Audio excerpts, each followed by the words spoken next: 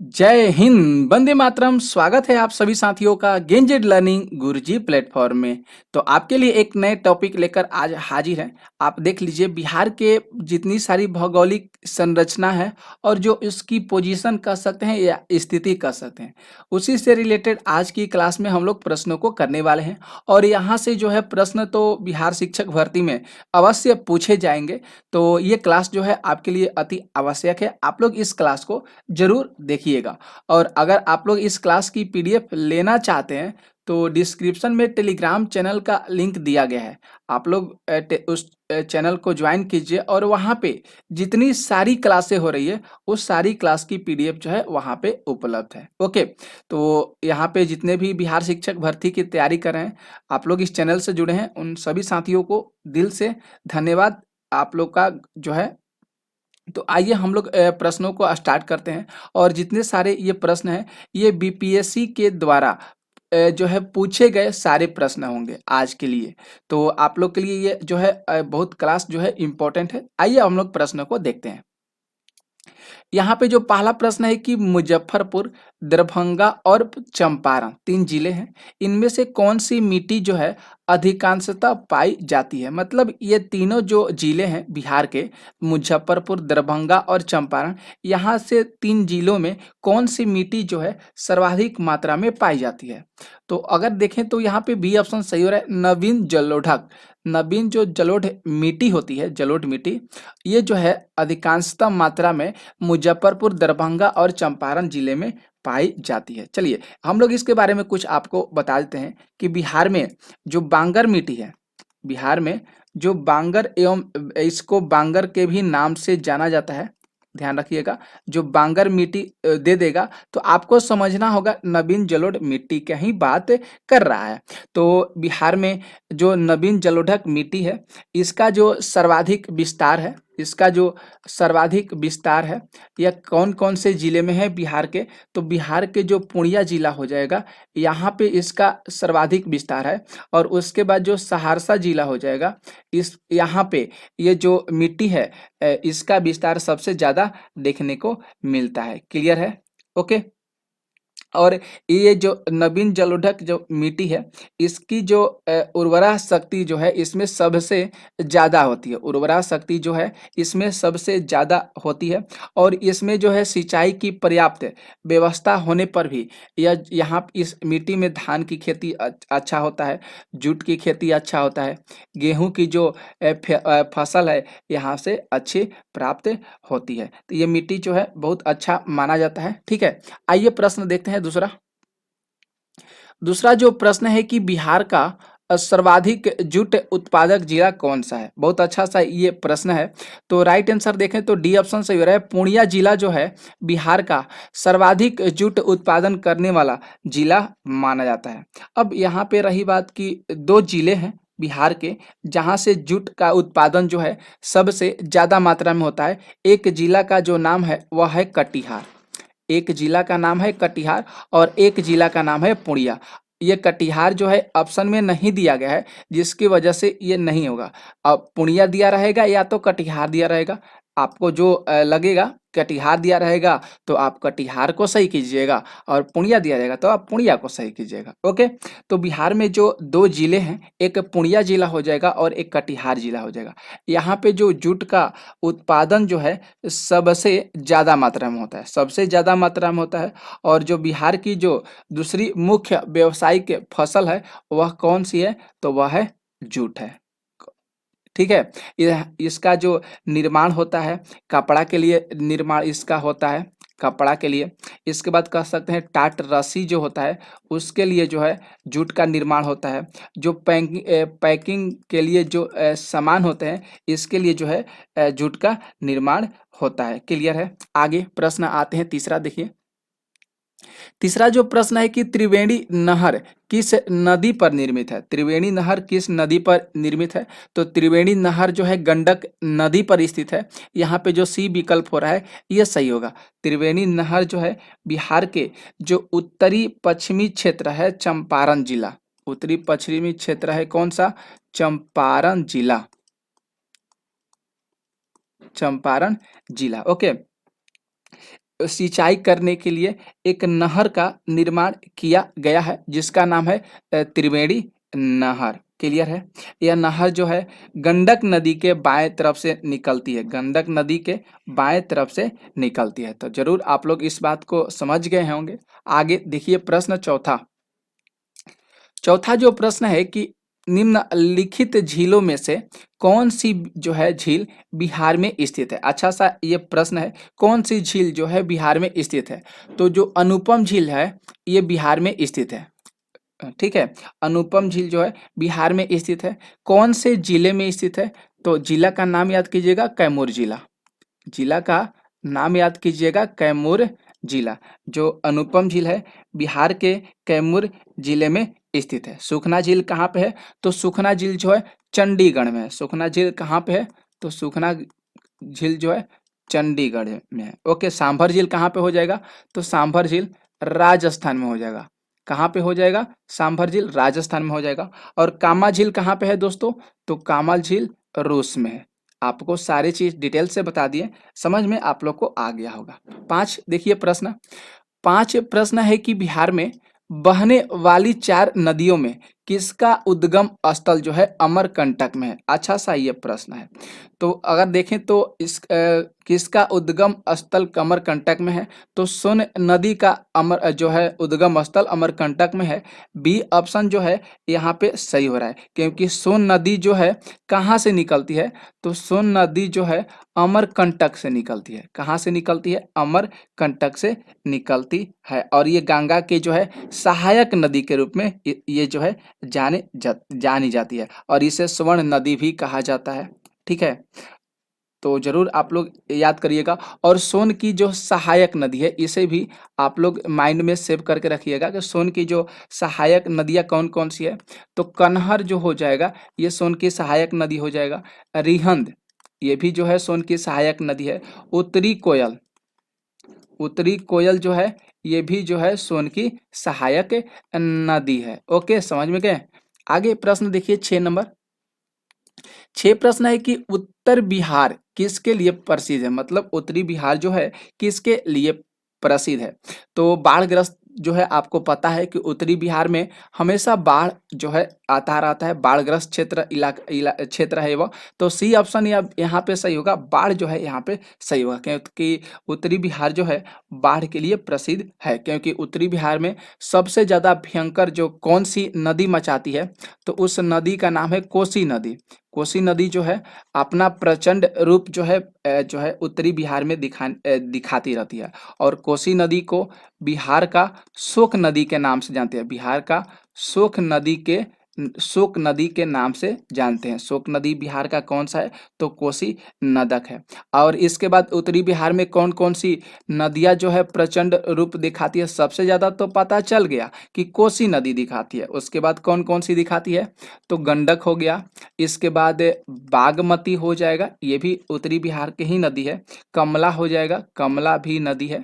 Okay, कमला बलान जिसको हम कहते हैं, कमला बलान हो जाएगा। महानंदा हो जाएगा। ये सब उत्तरी बिहार में जो है नदियाँ जो है उत्तरी बिहार को प्रभावित करती है। ओके, आगे प्रश्न देखिए 7 नंबर। जो 7 प्रश्न है कि बिहार के किस क्षेत्र में बाढ़ का प्रकोप अधिक होता है।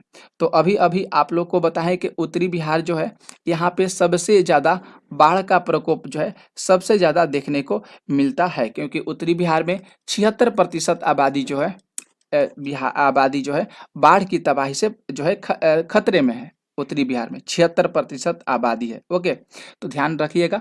आगे प्रश्न देखिए 8 प्रश्न। 8 जो प्रश्न है कि बिहार में कोसी परियोजना के निर्माण का श्री गणेश का मतलब होता है इति श्री शुरू करना। श्री गणेश का मतलब होता है कब हुआ था। बिहार में कोसी परियोजना का जो निर्माण है कब शुरू हुआ था। तो देखे तो राइट आंसर जो डी हो रहा है ये सही होगा। 1954 ईस्वी में हुआ था। बिहार में कोसी परियोजना का जो शुरुआत हुआ था वह हुआ था 1954 ईस्वी में। क्योंकि कोसी जो परियोजना है बिहार की भी एक परियोजना है और नेपाल की भी एक संयुक्त परियोजना, मतलब दोनों की जो है एक संयुक्त परियोजना है। और इसके निर्माण के लिए 1953 और 1954 1953 और 1954 के बीच जो है नेपाल के साथ समझौता किया गया था और तब जाकर जो है इसको परियोजना को तैयार किया गया था। आगे प्रश्न देखिए 9 प्रश्न। 9 प्रश्न है कि निम्नलिखित में से कौन से समूह जो है कौन सी समूह की जो नदियां है बिहार और उत्तर प्रदेश के बीच की सीमा रेखा बनाती है। अच्छा सा ये प्रश्न है। तो कर्मनाशा, गंडक और घाघरा, सी ऑप्शन जो है ये सही होगा। कर्मनाशा, गंडक और घाघरा जो नदी है ये जो बिहार और उत्तर प्रदेश के बीच सीमा रेखा को बनाती है। ठीक है, तो ये अच्छा सा प्रश्न है क्योंकि कर्मनाशा नदी का जो उद्गम स्थल है यह सोमेश्वर की पहाड़ी है। इसका उद्गम स्थल जरूर ध्यान में रखिएगा, प्रश्न जो है पूछा जाता है। जो गंडक नदी है, माफ कीजिएगा, जो कर्मनाशा नदी है इसका उद्गम स्थल जो है विंध्याचल की पहाड़ी है। किसकी पहाड़ी है? तो विंध्याचल की पहाड़ी है। उद्गम जरूर ध्यान में आप लोग रखिएगा, विंध्याचल की पहाड़ी हो जाएगा। ठीक है, और अगर घाघरा नदी जो है हिमालय स्थित नामपा से निकलती है। घाघरा नदी कहाँ से निकलती है? तो घाघरा नदी जो है हिमालय से निकलती है। हिमालय की नामपा मतलब नेपाल से घाघरा नदी निकलती है। ठीक है, ध्यान में रखिएगा। और गंडक का अगर हम लोग उद्गम स्थल की बात करें कि गंडक का जो उद्गम स्थल हो जाएगा वो सोमेश्वर की पहाड़ी हो जाएगा। सोमेश्वर की पहाड़ी हो जाएगा। ओके, सोमेश्वर की पहाड़ी हो जाएगा। प्रश्न अगला देखिए 10 प्रश्न।